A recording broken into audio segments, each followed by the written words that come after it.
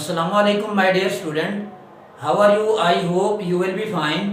तो बच्चे, आज का जो हमारा नेक्स्ट टॉपिक है वो सेकंड रेस्पिरेटरी डिसऑर्डर है। पहले लेक्चर के अंदर हमने पहले रेस्पिरेटरी डिसऑर्डर को डिस्कस किया था जिसका नेम था ब्रोंकाइटिस। तो आज जो है ना सेकंड रेस्पिरेटरी डिसऑर्डर है जिसका नेम है एम्फीसीमा। एम्फीसीमा के अंदर सबसे पहले हम इसकी डेफिनेशन देखेंगे, उसके बाद इसके काजेज के बाद उसके सिम्टम देखेंगे, सिम्टम के बाद चंद एक इसकी एक्सप्लेनेशन बताई गई हैं वो हम देखेंगे। चल हम स्टार्ट करते हैं। एम्फीसीमा, एम्फीसीमा के तारुफ के अंदर ये बात बताई गई है, emphysema is the destruction of walls of alveoli. Emphysema एक ऐसी रेस्पिरेटरी डिसऑर्डर है जिसमें एल्वुलाई की दीवारें टूट जाती हैं। डिस्ट्रक्शन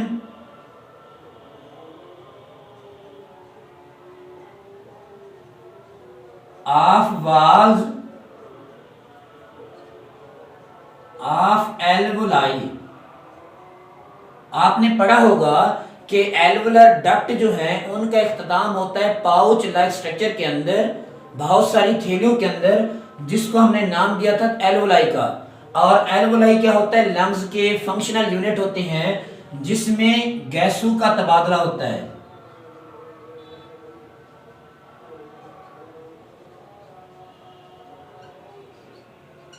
ये उसका इंट्रोडक्शन है एम्फीसीमा का। अब उसके बाद है इसकी एक्सप्लेनेशन। इसकी एक्सप्लेनेशन के अंदर ये चीज बताई गई है कि जैसे ही बेटे एल्वुलाई की दीवारें टूटती हैं, इसका रिजल्ट क्या निकलता है? इसका कुछ रिजल्ट यूं निकलता है कि जो है ना, जो सैक है, थैली है, वो तो लार्ज हो जाती है, लेकिन सरफेस एरिया गैसेस एक्सचेंज के लिए कम हो जाता है। किस डिजीज के अंदर? एम्फीसीमा के अंदर। It results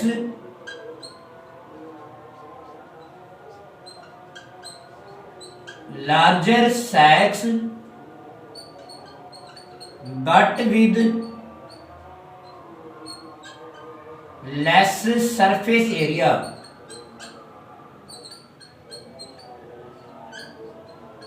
for gaseous exchange।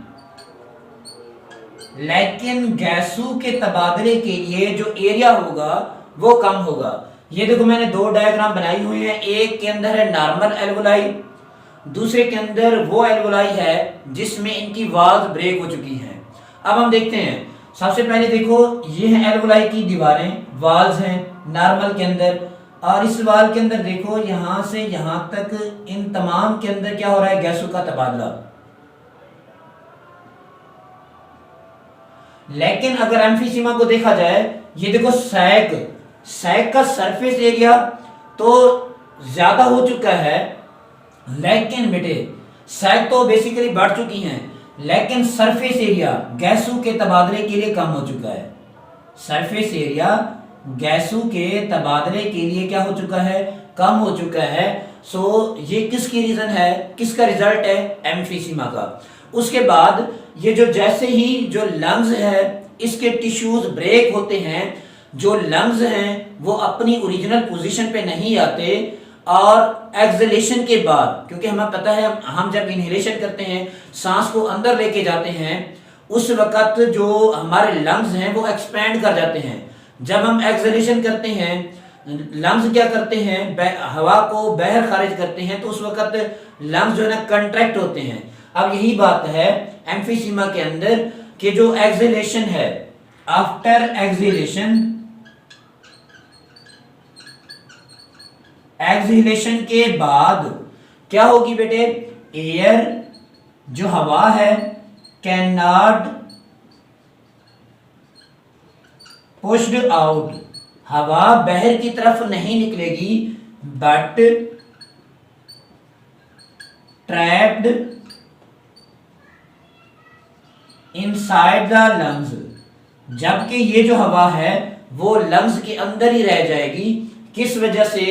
Due to destruction of walls of alveoli, के जो लंग्स के टिश्यूज हैं वो ब्रेक हो जाएंगे, लंग्स अपनी जो है ना नॉर्मल पोजीशन पे, ओरिजिनल पोजीशन पे आएंगे नहीं। एज अ रिजल्ट जब एक्सहेलेशन होगी, सांस को बाहर निकालेंगे तो एयर पुश्ड आउट नहीं होगी, बाहर की तरफ नहीं निकलेगी, बल्कि वो अंदर की तरफ ही क्या कर ली जाएगी?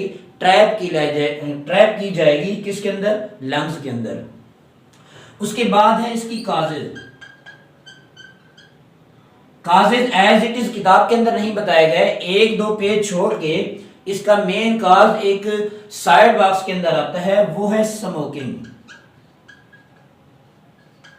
ये जो हम धुआं इस्तेमाल करते हैं, सिगरेट नोशी करते हैं, उसका जो धुआं है स्मोक है, तो smoke is the main cause of emphysema. Emphysema का स्मोक जो है ये मेन काज है। उसके बाद नेक्स्ट है इसके सैंपटम। हाँ तो बच्चे सैंपटम का मतलब होता है इसकी अलामात कौन सी हो सकती हैं। सबसे पहली अलामात जो है बेटे, शार्टनेस ऑफ ब्रेथ,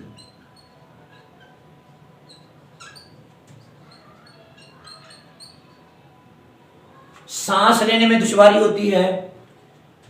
सेकंड नंबर बेटे फटीग, शार्टनेस ऑफ ब्रीथ, सांस लेने में दुश्वारी। फटीग का मतलब होता है थकावट। थर्ड नंबर पे है वेट लॉस। वेट लॉस का मतलब होता है वजन में कमी आ जाती है। फोर्थ नंबर पे है रिकरेंट रेस्पिरेटरी इन्फेक्शन, बार बार जो है ना रेस्पिरेटरी इन्फेक्शन होते हैं, जिस तरह खांसी है, जुकाम है, ये क्या है, रेस्पिरेटरी इन्फेक्शन है, ये बार बार होते हैं। अगर रेस्पिरेटरी इन्फेक्शन बार बार हो, खांसी हो, जुकाम हो, फिर जो है ना कुछ दिन के बाद दोबारा खांसी और खांसी और जुकाम हो जाए, ये क्या है, रेस्पिरेटरी इन्फेक्शन है और रिकरेंट रेस्पिरेटरी इन्फेक्शन है। और ये भी काज हो सकती हैं, सिम्टम हो सकती हैं, किसका सिम्टम हो सकते हैं, एम्फीसीमा का। रिकरेंट रेस्पिरेटरी इन्फेक्शन, बार बार होने वाले रेस्पिरेटरी इन्फेक्शन, ये भी क्या है, सिम्टम्स हैं, अलामात हैं। किसकी अलामात हैं, एम्फीसीमा की।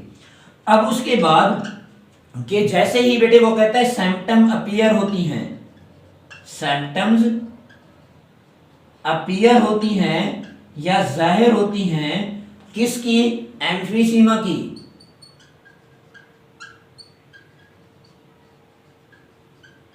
एम्फीसीमा की जैसे अलामात जाहिर होती हैं, उस वक्त 50 से 70% उस पेशेंट के जिसको एम्फीसीमा हुआ है, उसके जो टिश्यूज हैं, स्पेशली लंग के टिश्यूज हैं, वो डैमेज हो चुके होते हैं।